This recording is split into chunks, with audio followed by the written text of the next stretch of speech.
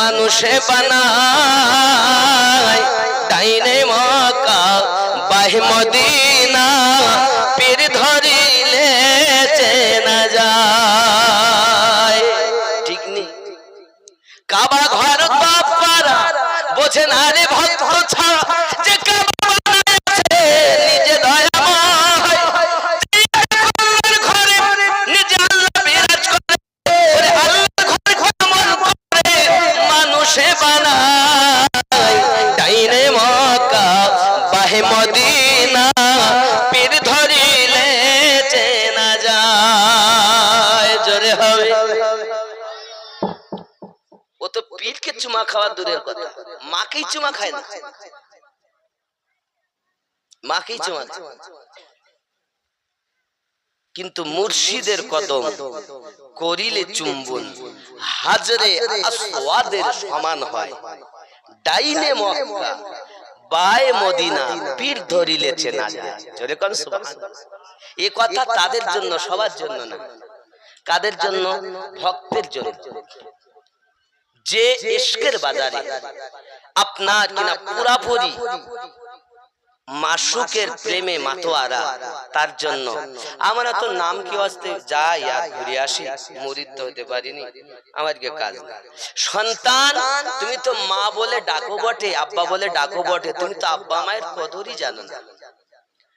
আব্বার সম্মুখে তুমি গলা উঁচু করে কথা বলো না। আল্লাহর হাবিব সাল্লাল্লাহু আলাইহি ওয়াসাল্লাম আরো জানিয়েছেন, সুন্দর করে বলেছেন, দেখুন ওই ব্যক্তির জন্য আপনার কিনা দুনিয়ায় তিনটি বালা। এক নাম্বার গেল রুজিতে বরকত উঠে যাবে, চেহারার নূর চলে যাবে, এবং নেক ব্যক্তিদের মধ্যে তার জন্য হিংসা অন্তরে পোষণ হয়ে যাবে। কোথাকার এটা? দুনিয়ায়। আল্লাহ নবী সাল্লাল্লাহু আলাইহি ওয়াসাল্লাম আরো বলেছেন, দেখুন এই ব্যক্তির জন্য আপনার কিনা আরো বালা হবে। तमाम আল্লাহর হাবিব সাল্লাল্লাহু আলাইহি ওয়াসাল্লাম জানিয়েছেন ওই ব্যক্তির জন্য আরো আপনার কিনা মরণের সময় হবে। তিনটি বালা, তিনটি মুসিবত আল্লাহ নবী জানিয়েছেন, সুন্দর করে জানিয়েছেন। দেখুন নবী পাক বলেন পৃথিবীর सरजमीने ওই ব্যক্তি यानी मौत के वक्त आने वाली तीन बलाएं, पहली बलाएं है कि उसके रोज की हालात में कब उसकी जाएगी, वो प्यासा होगा। नबी पाक बने ওই ব্যক্তি নামাজ আদায় করে না, মরণের সময় তার রূহ বার করা হবে, কিন্তু ওই ব্যক্তি পিপাসিত হবে। সবাই এসে বলে পানি দে, পানি দে, পানি দেবে গালে, পিপাসা মিটবে না, পিপাসা তার মিটাতে পারবে না, কারণ দুনিয়ার জমিন ওই ব্যক্তি নামাজ আদায় করে না। পিপাসা মারা যাবে, পিপাসা। আপনি যদি নবী পাক বলেন পৃথিবীর পানিগুলোকে এনে ওর গালের ভেতরে দাও, তাও তার পিপাসা মিটবে না। কেন? ওই ব্যক্তি নামাজ পড়তো না। কি করতো না? আজ এসেছেন ওয়াজ শুনতে, তাহলে এখান থেকে শিক্ষা নিয়ে যান। আমার তরিকতে নামাজ আছে, আমার তরিকতে ইবাদত করি আল্লাহর ওলি হয়েছে, আমার তরিকতে মোহাব্বত করি আল্লাহর ওলি হয়েছে। এই তরিকত নকশবন্দিয়া মুজাদ্দিদিয়া তরিকত হযরত আবু বকর সিদ্দিক রাদিয়াল্লাহু তাআলা আনহু থেকে বর্তমান আবরারুল হক মাদ্দাজিল্লাহুল আলিয়া পর্যন্ত এসে ঠেকেছে। জোরে কোন সুবহানাল্লাহ। যুবক এখানে প্রেম কাদরিয়া বলেন, চিস্তিয়া বলেন, সোহরবর্দিয়া বলেন, কালান্দারিয়া বলেন, মাদারিয়া বলেন, নিজামিয়া বলেন, ওয়াইসি বলেন, যত তরিকত সমস্ত তরিকতের আউলিয়ায়ে কেরাম ইমামে রাব্বানীকে সমস্ত মাল সঁপে দিয়েছেন। জোরে বলে। আজ যেমন তাজুস সারিয়া হুজুরের তেমন আমার এটাও জানা দরকার ইমামে রব্বানী মুজাদ্দিদ আল-ফিসানি রাদিয়াল্লাহু তাআলা তরিকত যখন ইসলামের কলেমা নিস্তানাবুদ, তখন ইমামে রব্বানীর আগমন। আর যখন মানুষের মধ্যে নবী পাক সম্পর্কে কুমন্ত্রণা, আকীদা, দুশ্মনী, নবী পাকের সঙ্গে দুশ্মনী, আকীদাতে দুশ্মনী, নবীর জ্ঞান চতুষ্পদ জন্তুর সঙ্গে তুলনা করতে মানুষ দ্বিধাবোধ করেনি, তখন সরজমিনে গ্রানে সরকারে আলা হযরতের আগমন। জোরে বলে, আপনার জানা দরকার উনি শেখ আহমদ আর ইনি আহমদ রাদা। জোরে বলি। কিন্তু আজ এই সময় ইমামে রব্বানি রাদিয়াল্লাহু তাআলা কে বুঝানো হয় না, সরকারে আলা হযরত কে বুঝানো হয়। সরকারে আলা হযরত তরিকতের ভিতরে ঢুকে ইমাম আর আমার ইমামে রব্বানি মুজাদ্দিদ আল-ফিসানি একটি তরিকতের ইমাম। যদি আমি তাকবীর না দেই তাহলে এরা আমাকে হয়তো আর ডাকবে না। সোর কোথাকার ছদ্মবেশী, আমি এগুলো ভালোবাসি না। মুরিদ হয়নি, রেজবি নাম লিখে দিয়েছে। আশরাফি হুজুরের কাছে মুরিদ হয়নি, আশরাফি নাম লিখে দিয়েছে। আপনি রেজবি লেখেন, অবশ্য আলহামদুলিল্লাহ ভালো, তিনি আমাদের সুন্নি ভাই। কালিমি, বরকতি, আশরাফি, নাইমি, ওয়ারসি, সাবেরি, কালান্দারি, মাদারি যতই আছেন সব আমাদেরই ভাই। তবে আপনি বায়াত হয়ে তারপরে দেন, বায়াত না হয়ে কেন আপনি দিচ্ছেন? কে বলেছে আপনি? আপনি কদিন পড়ে আসলেন, পড়ে এসে বলছে আমি রেজবি। এটা ঠিক, মাসলা আমাদের একই, কিন্তু আপনি বায়াত না হয়ে তার দাবিদার সন্তান হিসেবে করতে পারেন না। মুরিদ হওয়া মানে তার কাছে বিক্রি হওয়া। যেদিন বিক্রি হলেন তার জন্য রেজবি বলা কর্তব্য, কারণ সে আহমদ দাদা হুজুরের আওলাদের কাছে মুরিদ অথবা ওনার তরিকতে কারো কাছে মুরিদ। জোরে কোন সুবহানাল্লাহ।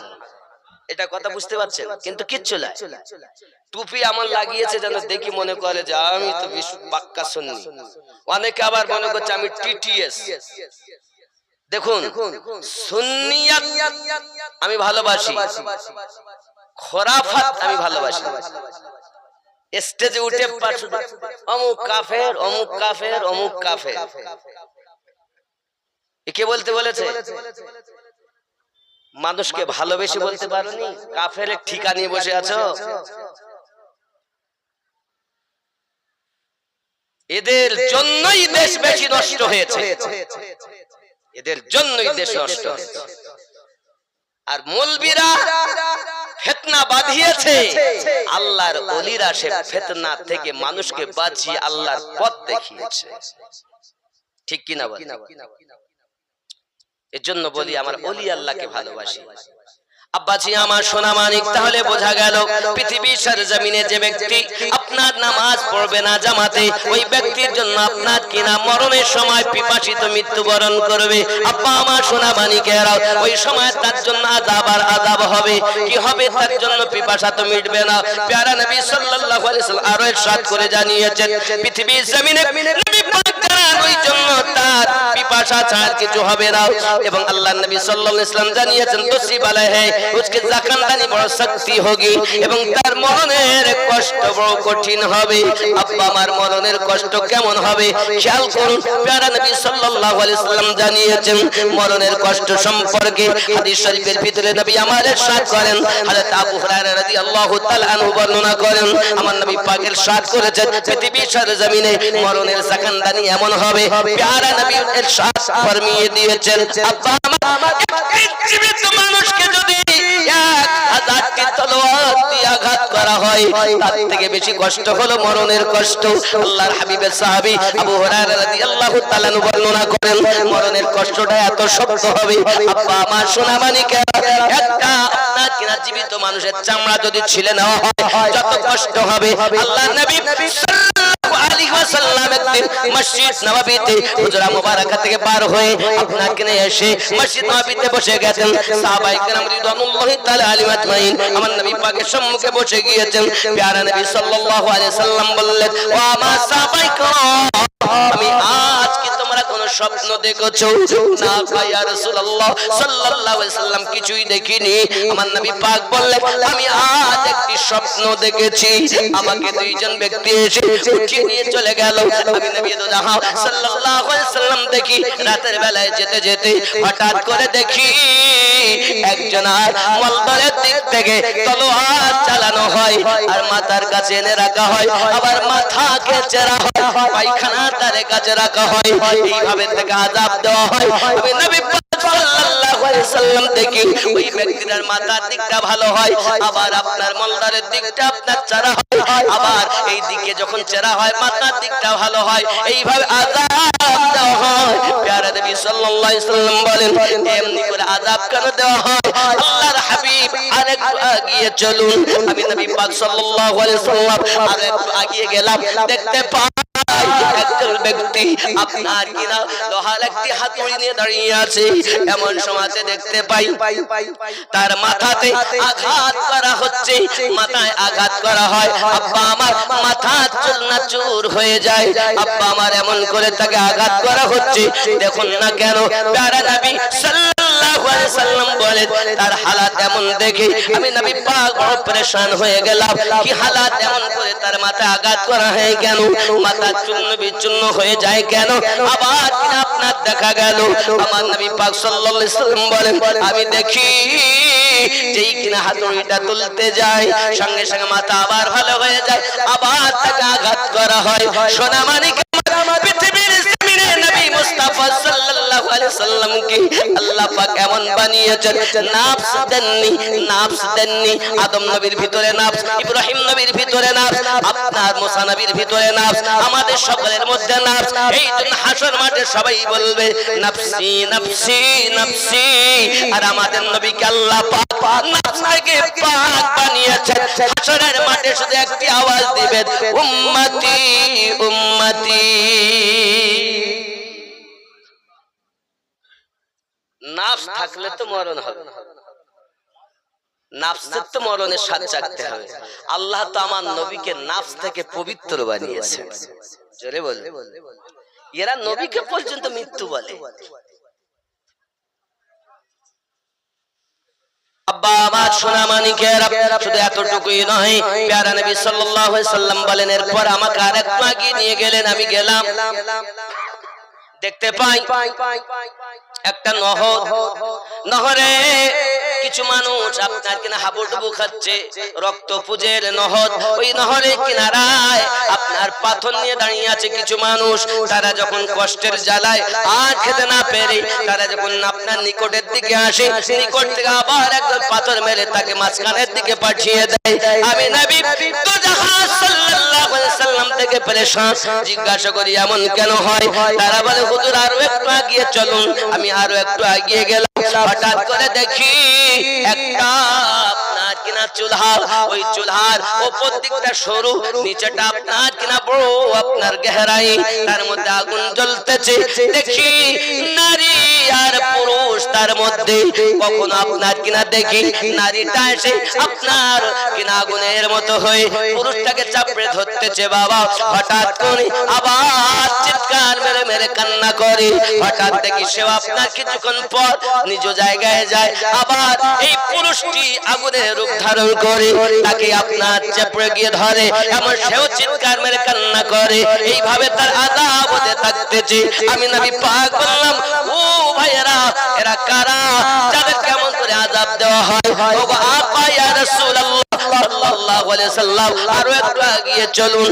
আপনার আমার নবী সাল্লাল্লাহু আলাইহি সাল্লাম বলেন, এমনি করে সাহাবায়ে কেরামের ভিতরে বনি কওমের একজন আপনার ঘটনা আমার নবী পাক বর্ণনা করতেছেন। এমনি করে পৃথিবীর সরজমিনে নবী পাক সাল্লাল্লাহু আলাইহি সাল্লামকে দুনিয়ার মাদারাগুলো দেখানোর পর ওই দুইজন ব্যক্তি বলছেন, ও আল্লাহর হাবিব, আমার নাম জিবরাইল, এনার নাম হলো মিকাইল। আল্লাহর পক্ষ থেকে আপনাকে এগুলো জানাতে এসেছি। প্রথম নাম্বারে আপনি যে দেখলেন মাথা কাটা হচ্ছে, চেরা হচ্ছে, এরা দুনিয়ার জমিনে ছিল আপনার মিথ্যাবাদী, মিথ্যা কথাগুলো নিত আর গ্রামে ফাসাদ করে চায়ের দোকানে যাইয়া মিথ্যা মিথ্যা আপনার কিনা গল্প গুজব করত। আছে না? আপনার এখানে লোক নেই, যত গ্রামে তারাকপুরে কি হয়েছে যদি রিপোর্ট নিতে চান তো খবরে কাগজ পড়তে হবে না, চায়ের দোকানে গিয়ে কিছুক্ষণ বসলে পাওয়া যাবে। বল নাই বাস্তব না? কিছু রিপোর্টার আছে। আমার হুজুর ওয়াহাদি রহমাতুল্লাহ আলাইহি বলেছেন, ওরে পরের গীবত করে যারা মরা ভাইয়ের গোশত খাইলো তারা রে, এই রূপে সব হবে হারা মহাজ্ঞানী বলে গেল, তুমি নিজে আগে ভালো হলে দুনিয়া হবে ভালো। সব রিপোর্টার, কি দোষ? নিজের বিচার রেখে বাকি কার বিচার করো দিয়ে ফাঁকি রে, আসেনি? নিজের বগলেই পরের বিচার করে, বুঝতে পেরেছেন? খুব সাবধান। নিজের বিচার রেখে বাকি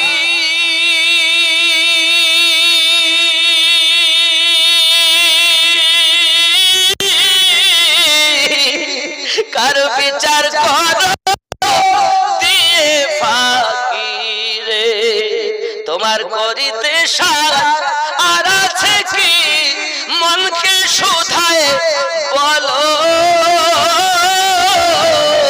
তুমি নিজে আগে ভালো হলে দুনিয়া হবে ভালো। নিজে মন্দ কর্ম করে পরকে কেন মন্দ বলো, দুনিয়া হবে ভালো। আল্লাহুম্মা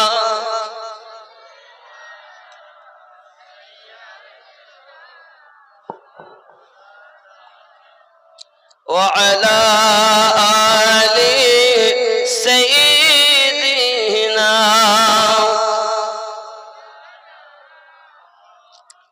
আব্বাজি আমার দুনিয়ার জমিনে এমন করে আপনার একের পর এক দেখা যায়, ওই ব্যক্তির জন্য বালা ও মুসিবত হয় বাবা। জাকানদানি বড় হবে, বড় কঠিন হবে।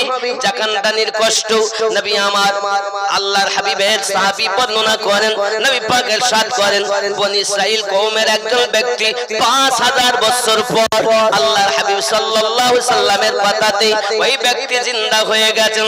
বনি ইসরাইল কওমের মানুষ চলে যায়, হঠাৎ যেতে যেতে কিছু মানুষ একত্রিত হয়ে আল্লাহর পাকের কাছে দোয়া করেন। নবী পাক সাহাবায়ে কেরাম রিদওয়ানুল্লাহি তাআলা আলাইহিম আজমাইনকে জানাচ্ছেন, ও আমার সাহাবায়ে কেরাম, ওই বনি ইসরাইল কওমের মানুষগুলো আল্লাহ পাকের কাছে দোয়া চেয়ে বলতেছেন, আল্লাহ যদি কবরে আযাব সত্য হয় তাহলে কোন একটা মুর্দা ব্যক্তিকে জিন্দা করে দেন, তার মুখ থেকে আমরা শুনবো। আল্লাহর পাক আল্লাহ তাআলা দোয়া কবুল করলেন। এখন বনি ইসরাইল কওমের মানুষের ভিতর থেকে একটা ব্যক্তি উঠে আপনার কিনা সামনে কথা বলতেছেন।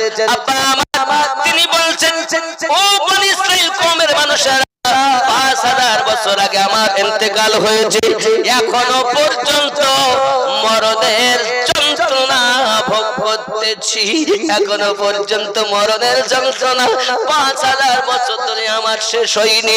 বোঝা গেল মরণের কত কষ্ট রে। এই জাকানদানি যদি আপনি ভালো করতে চান, নিজে মরার আগে অমর জীবন বানিয়ে নেন। আব্বাজি আমার, অমর জীবন লাভ করতে হবে, কিভাবে করবেন আপনি খেয়াল করুন। পৃথিবীতে আল্লাহওয়ালাদের কাছে চলে যান।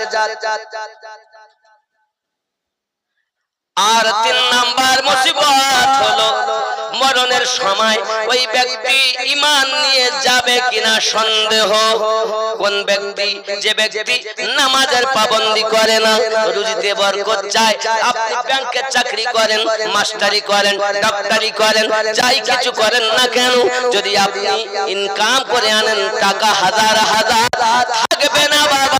কারণ নবী আমার বেজার, আল্লাহ বলেন বেজার, আপনার ভিতরে নাই আল্লাহর ইবাদত। আছে নামাজ পড়তে, অনেকে আছে নামাজই পড়ে না, দরবারে গিয়েও পড়ে আছে না, গিয়ে ঘুমিয়ে থাকে। এই গ্রামের অনেক আছে, আশেপাশ থেকে অনেকে দরবারে যান, আর ওরসে গেলি আমাকে দেখতে পান, বাপজি আমার নামাজগুলো পড়বে। বড় সাধনা এ তরিকতে, বড় মোহাব্বত। তাহলে তিনটি দুনিয়ায়, তিনটি কবরে মরণের সময় নাকি আব্বা আমার কবরের তিনটি হবে, তার মধ্যে এক নাম্বার তার প্রশ্ন বড় কঠিন হবে। কবরে যখন দেওয়া হবে, আব্বা আমার ফেরেশতা এসে জিজ্ঞাসা করবেন, চিন্তা করবেন আল্লাহর হুকুমে, চিন্তা করার পরে বলবেন, আয় মৃত ব্যক্তি, তুমি তোমার দুনিয়ার ভালো মন্দ গুলো তুমি লিখতে থাকো। মৃত ব্যক্তি জিন্দা হয়ে বলবেন, ওগো আল্লাহর ফেরেশতা, আমি দুনিয়ায় ভালো করেছি বা মন্দ করেছি, কেমন করে লিখবো, কিসে লিখবো? আমার কাছে কলম নাই, আমার কাছে কালি নাই, আমার কাছে খাতা নাই, আমার কাছে কিছুই নাই, কেমন করে লিখবো? আল্লাহ পাকের ফেরেশতা বলবেন, ওগো মৃত ব্যক্তি, তোমার গালের থুতুকে তুমি কালি বানায় নাও, তোমার হাতের আঙ্গুলকে কলম বানায় নাও, আর তোমার কাফনের কাপড়টাকে খাতা বানিয়ে নাও। দুনিয়ায় যত ভালো কাজ করেছো তুমি লিপিবদ্ধ করো। আমরা তখন লিখতে থাকবো, নামাজ পড়েছি, রোজা রেখেছি, হজ করেছি, যাকাত দিয়েছি, দান করেছি, নাকি তারাকপুরের মাটিতে 500 লোকের আয়োজন করে দুপুর থেকে রাত পর্যন্ত খাইয়েছি, দোয়া করিয়েছি, আমিনউদ্দিন মৌলভীকে দাওয়াত দিয়ে এনেছি।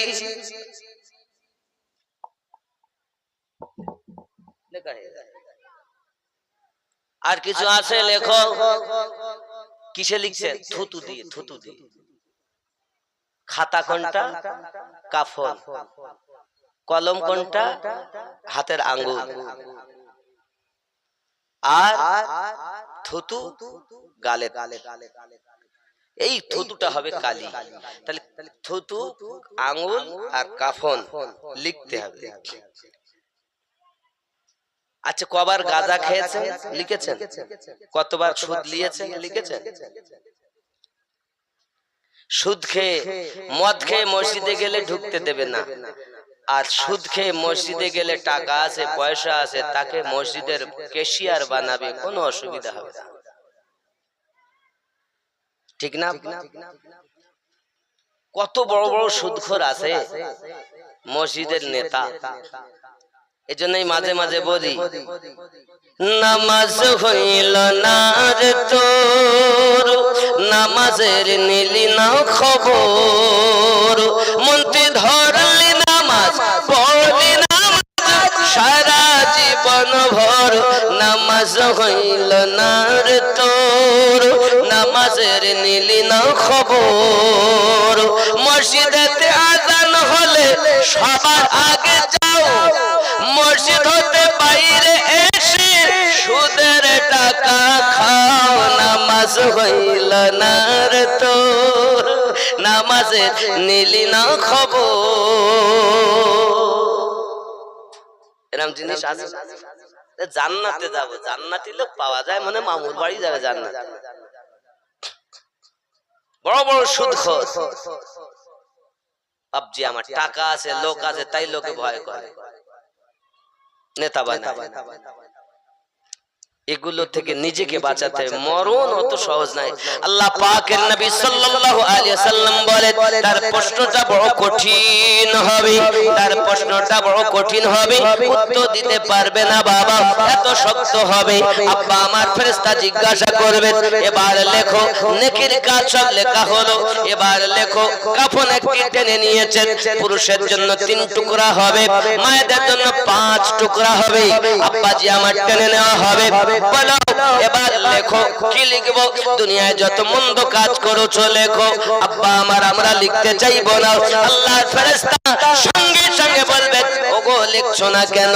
অমুক জায়গায় মন্দ কাজ করেছিলে, ভুল কাজ করেছিলে।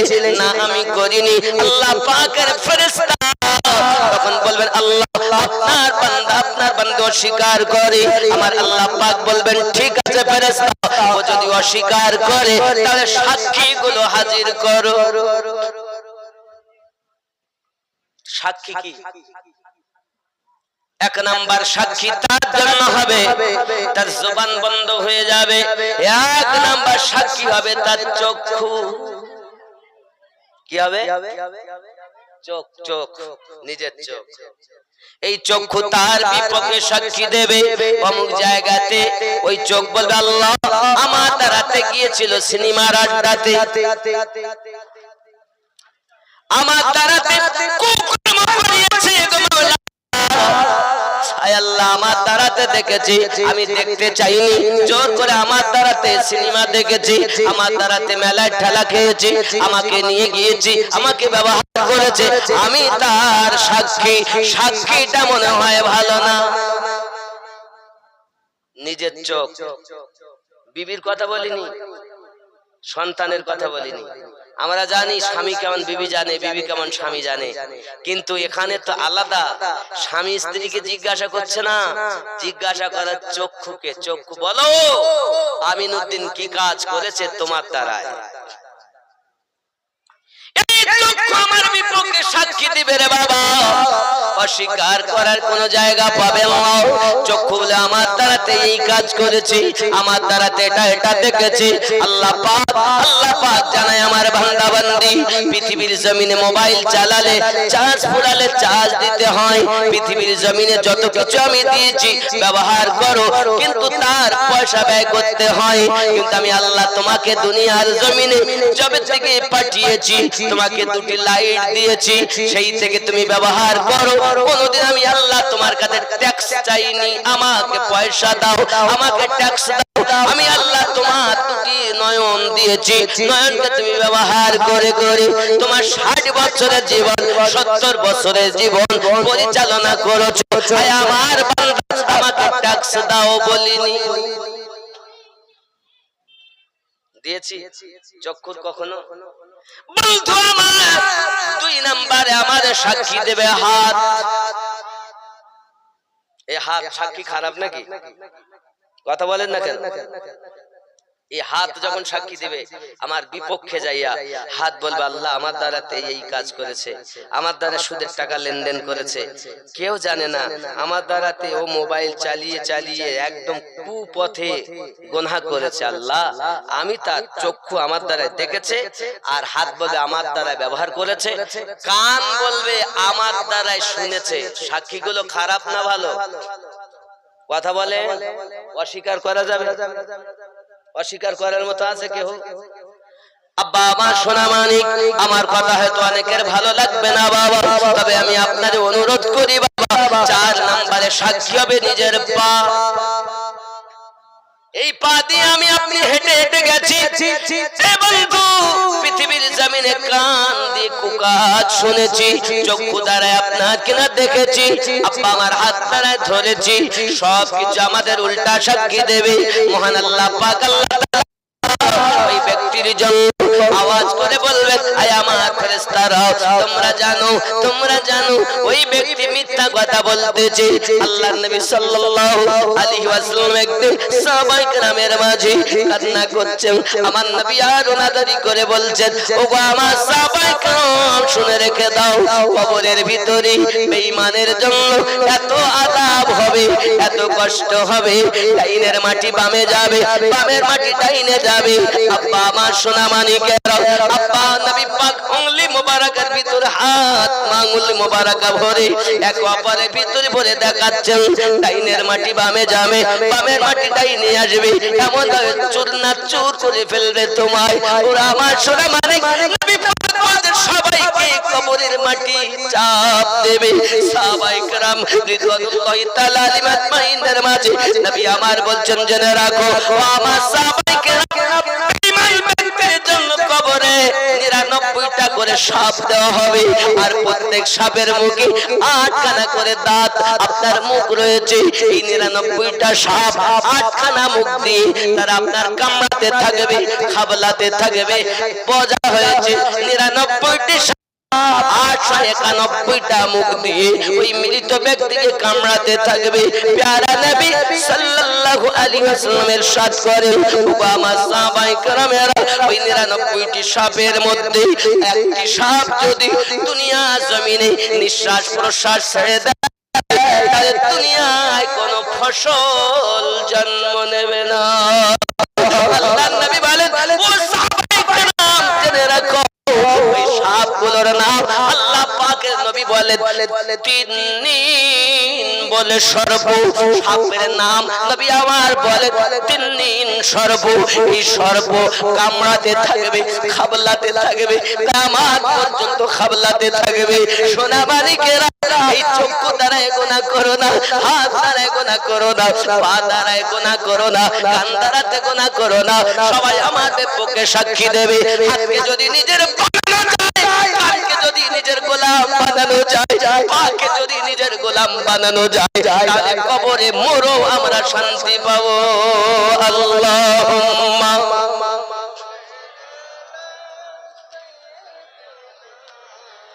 মাওলানা মুহাম্মদ ওয়া আলা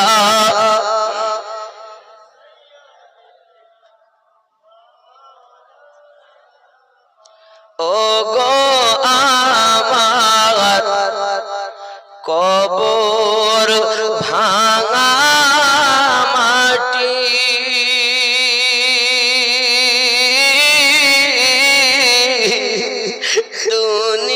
দুনিয়ার সব মায়ার পিছনে তোমাকে জেনেছি খাঁটি।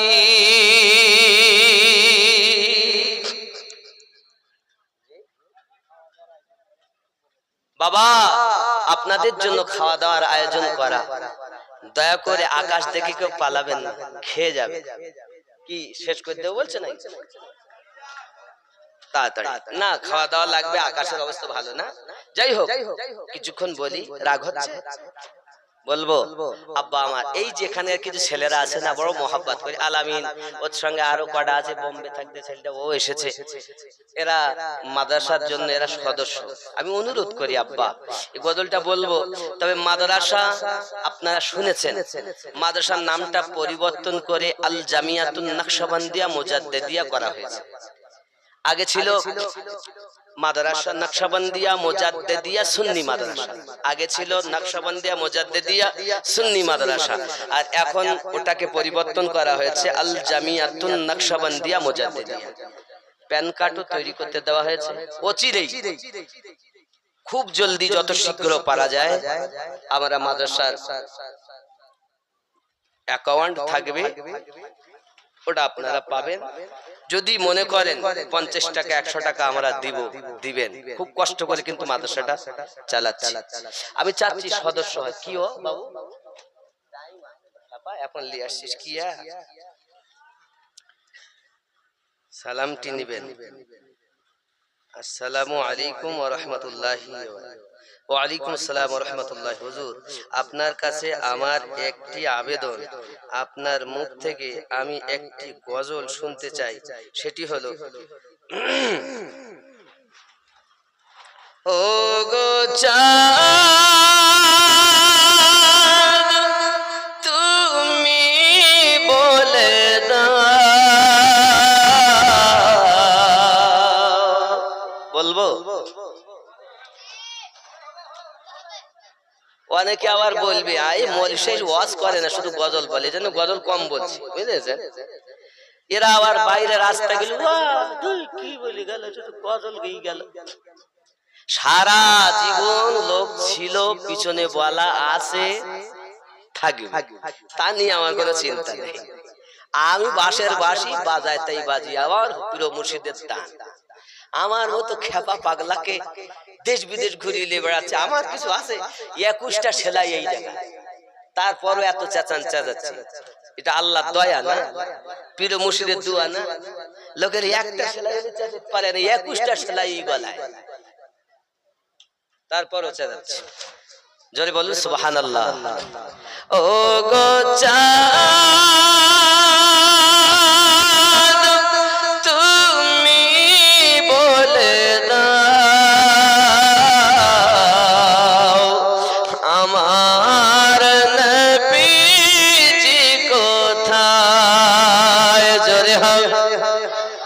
আরো জোরে বলুন কোথায় গেলে পাবো নবীকে পাক নবীজির রওজায় ওগো চাঁদ তুমি বলে দাও আমার নবীজি কোথায় জোরে বলুন আকাশের তারকারা জোরে হবে কি চায় মিঠি মিঠি চায় আকাশের তারকারা মিঠি মিঠি চায় নবীর আলোয় তারা জোরে কোন সুবহানাল্লাহ আরো জোরে মনে করছেন হয়তো ভুলে গেছে তুই বলতি না নাকি ভুলিনি আপনাদের জোশ দেখছি আসেন কারণ সুন্নি মুসলমান কখনো দুর্বল নয় এদের ঈমানও মজবুত এদের মুহাব্বত মজবুত বলুন সুবহানাল্লাহ আকাশের তারকারা মিঠি মিঠি চায় নবীর আলোয় তারা নিজেকে হারায় ওগো চাঁদ তুমি বলে দাও আমার নবীজি কোথায় আল্লাহুম্মা সাল্লি আলা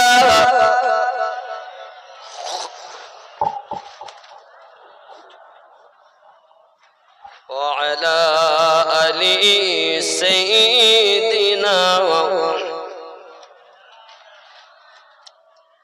লাখ লাখ হাজিরা হজ পাকে যায় আল্লাহর কাবাকে তারা জড়িয়ে কয় ওগো কাবা তুমি বলে দাও আমার নবীজি কোথায় কোথায় গেলে পাবো নবীকে পাক নবীজির রওজায় ওগো চাঁদ তুমি বলে দাও আমার নবীজি কোথায় আকাশের তারকারা মিঠি মিঠি চায়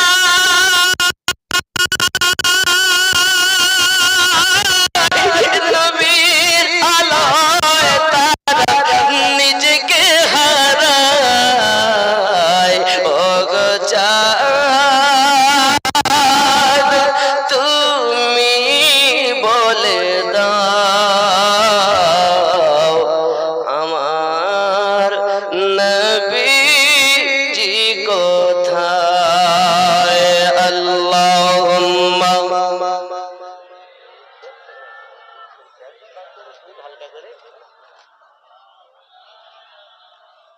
ওয়া আলা আলি সাইয়্যিদিনা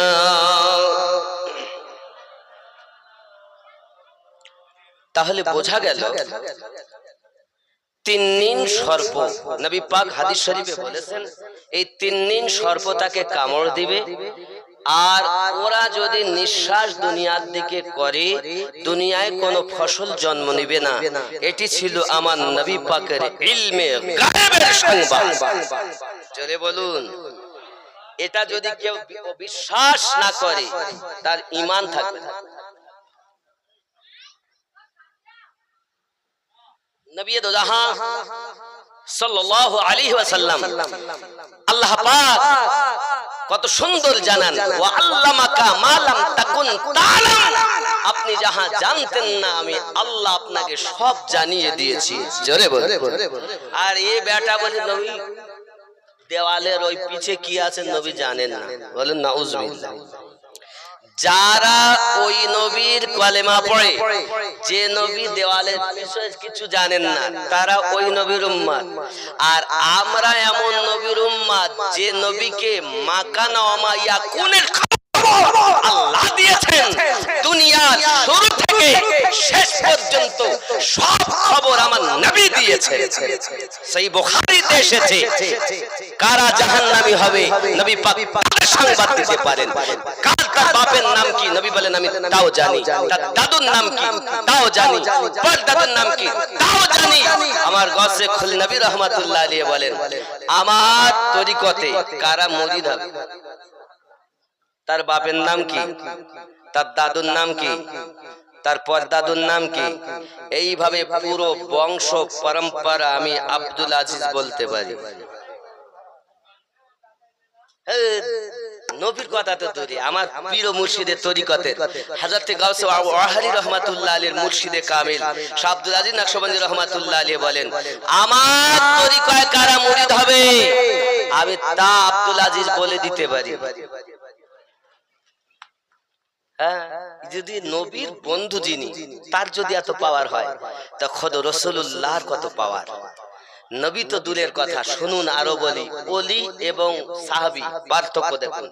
নবী পাক হাদিস শরীফে জানাচ্ছেন আমার সাহাবায়ে কেরাম রিদওয়ানুল্লাহি তাআলা আলাইহিম আজমাইন যে ঘোড়ার উপরে সওয়ার হয়ে যান, যেতে গিয়ে যে ধুলা ওড়ে, এই ধুলার একটা বালুকণার সমতুল্য পৃথিবীর কোন গাউস, কোন কুতুব, কোন আবদাল, কোন ওলি হতে পারবে না।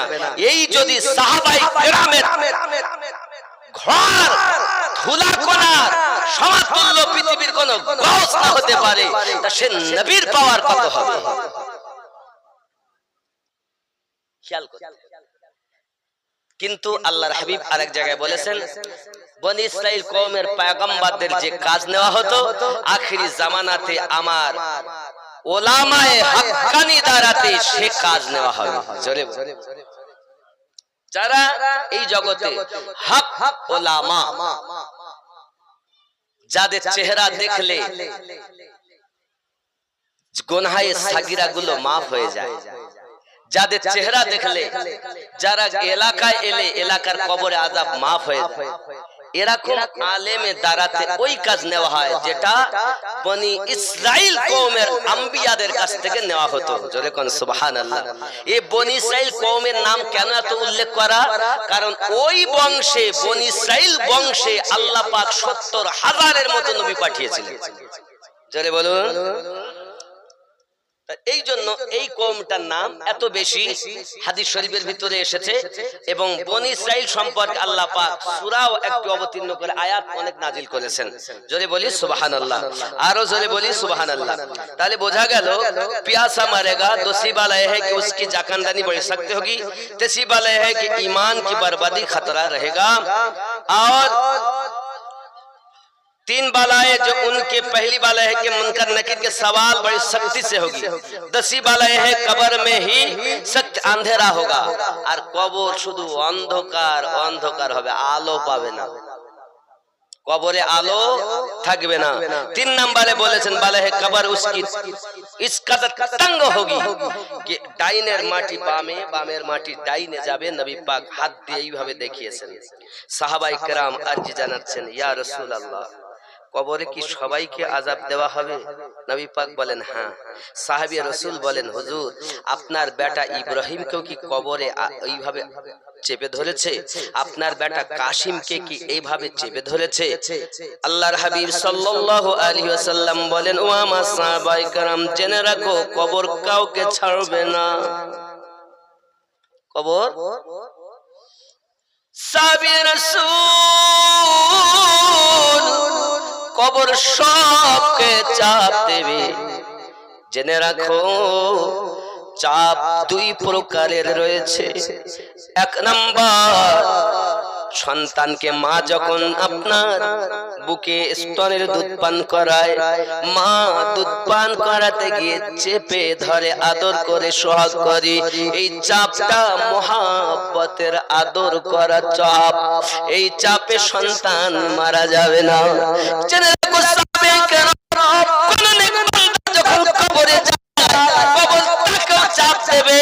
তবে মা যেমন সন্তানকে আদর করে চাপ দেয়, ঠিক ওইভাবে কবর তাকে চাপ দেবে।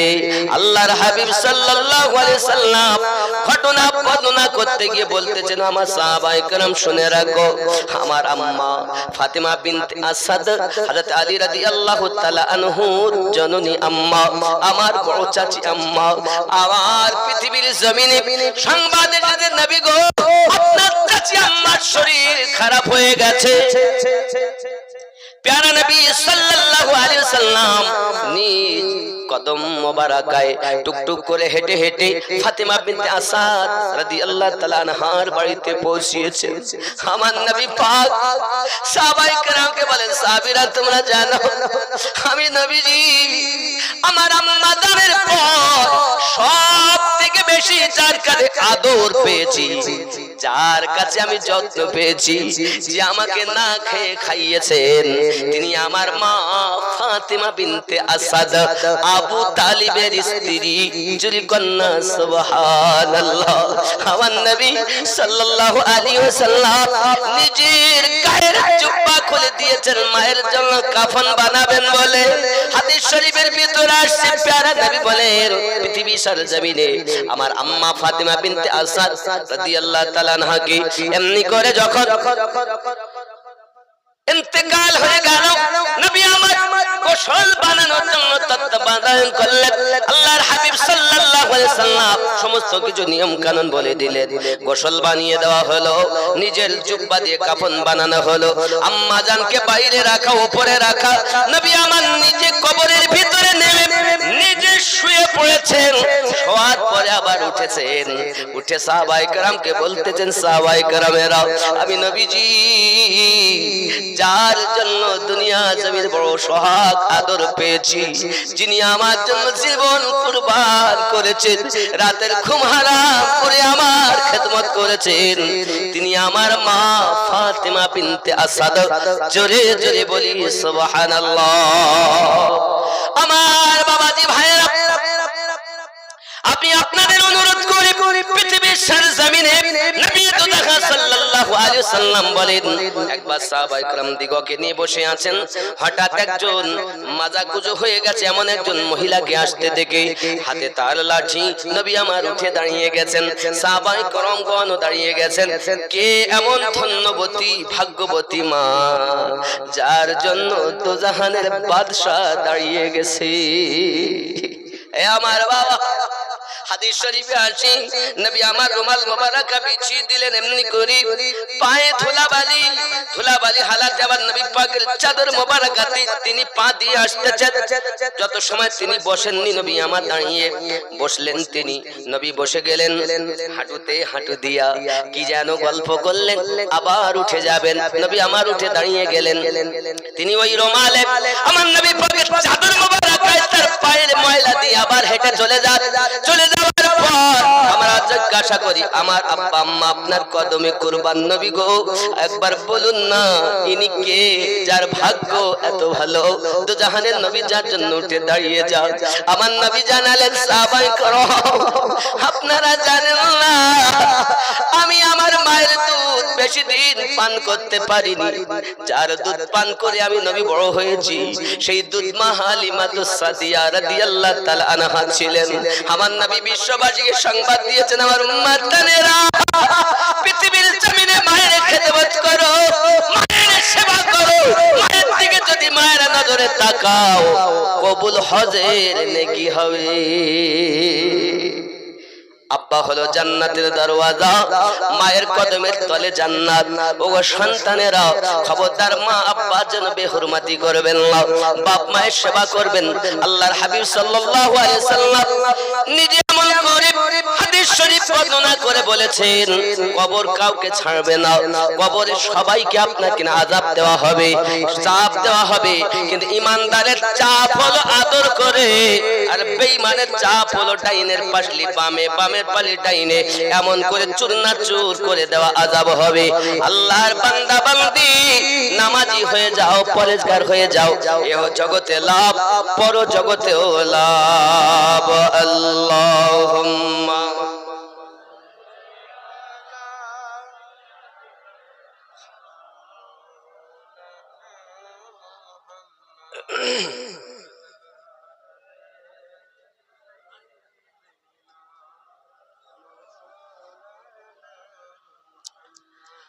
ও গো আমার কবর ভাঙা মাটি,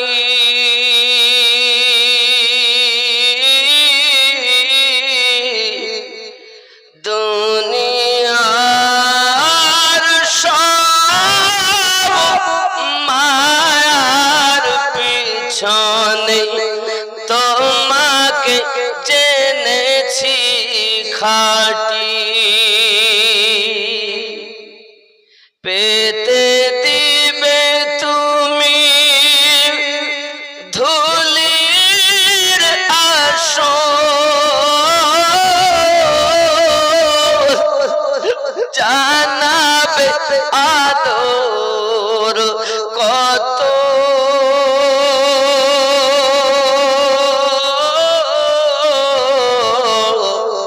তোমার বুকে শুয়ে পড়িব চির জনমের মতো,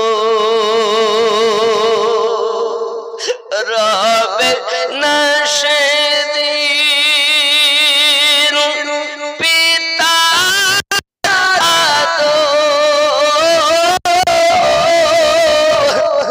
মায়ের স্নেহের চুম,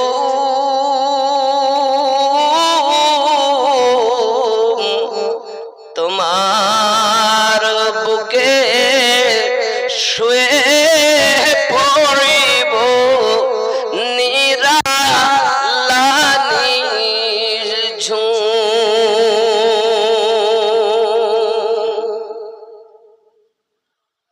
পেতে দিবে তুমি ধুলির আসর, জানাবে আদর কত,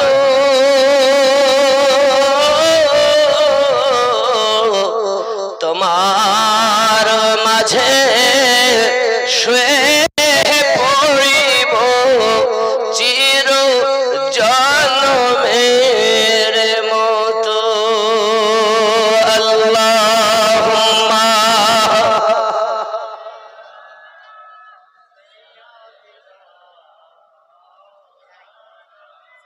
ওয়া আলা আলি সাইয়্যিদিনা।